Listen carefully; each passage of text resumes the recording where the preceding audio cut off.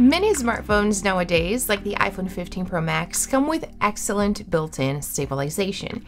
So the big question is, do you actually need a gimbal, or you can achieve the same shots handheld? That's exactly what we're going to explore in this video, and we're going to see if it's worth using a smartphone gimbal or not.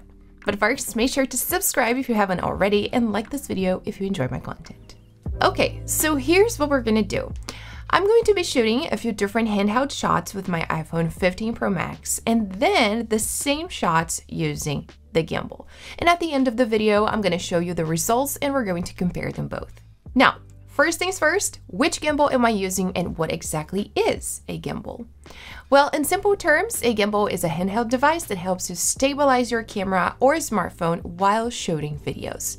It uses motors and sensors to keep your device steady, ensuring smooth and professional looking footage. So this is one of the main benefits of using a gimbal. And the one that I'm using is the Zhiyun Smooth 5S AI. If you're interested in the gear that I'm using, you can check the links in the description below. Also, I want to give a big shout out to Zhiyun for sending me the Smooth 5S AI. This video is not sponsored by Zhiyun, but they did provide me with this unit for testing purposes.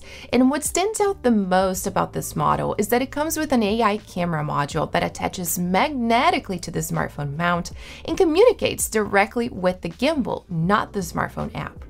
The key advantage is that it works with any camera app, and to control the tracking feature, you use gestures, so there's no need to touch the gimbal. The tracking is very smooth, responsive, and quick. Something else that I like about it is the control panel and joystick, because it comes with a full key control panel. You have access to a menu button, rotary dial, mode button, photo and video button, the joystick, and a fill light. Yes.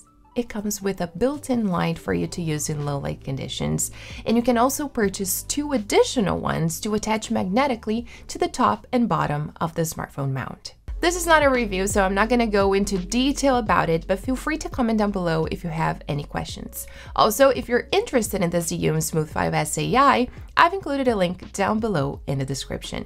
Big shout out once again to Zhiyun for sending it to me. But now let's talk about the first shot. For this, I tried to reproduce a slider shot to create kind of like an establishing shot. So this is the shot with the gimbal, no camera shakes, and then I did the same thing with the iPhone shooting handheld. I was holding my iPhone with 2 hands and I slid from right to left. I knew it was going to be harder, and it definitely was, because even though the image stabilization on the iPhone 15 Pro Max is great and it does a great job, you still need to use your body weight to stabilize it as much as you can.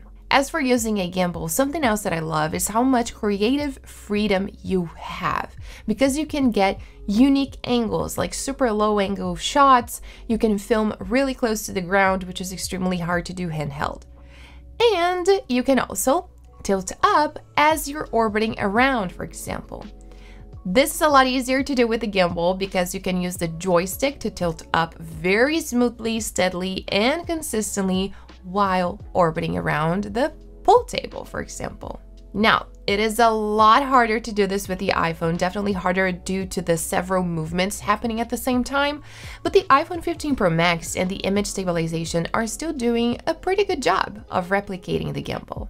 Another shot that I really like is the shot low to the ground pushing forward.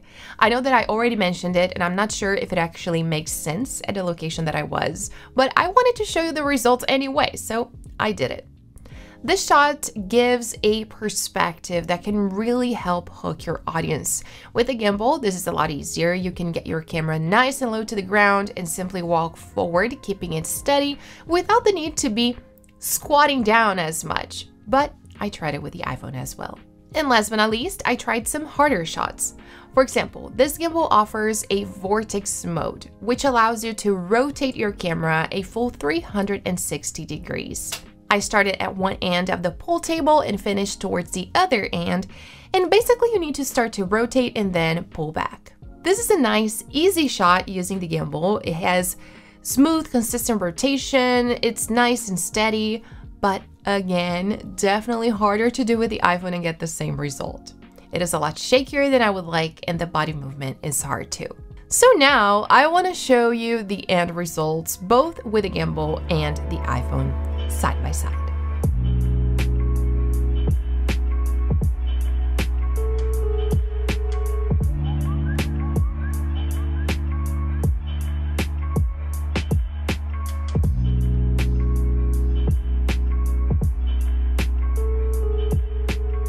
Okay, so what do you think? Please comment down below what you think about the results and which one do you prefer, gimbal or iPhone? And to answer the main question of this video, do you need a gimbal? And the answer is that you technically don't. You can achieve smooth shots without one, especially if your iPhone has excellent image stabilization. However, a gimbal makes the process a lot easier. It allows you to capture great shots more safely and comfortably without having to twist your body into awkward and uncomfortable positions. You definitely have limitations when shooting with your iPhone with no gimbal. As I mentioned earlier, the built-in stabilization of the iPhone 15 Pro is already outstanding, but the Smooth 5S AI enhances this by further smoothing movements and handling larger motions that exceed the iPhone's capabilities to stabilize. Again, if you're interested in the gear that I mentioned here today, I've included the links down below in the description. And as always, if you enjoyed today's video, don't forget to give it a thumbs up and subscribe if you haven't already so you don't miss any of my new content coming up. Thank you so much for watching, and I'll see you next time.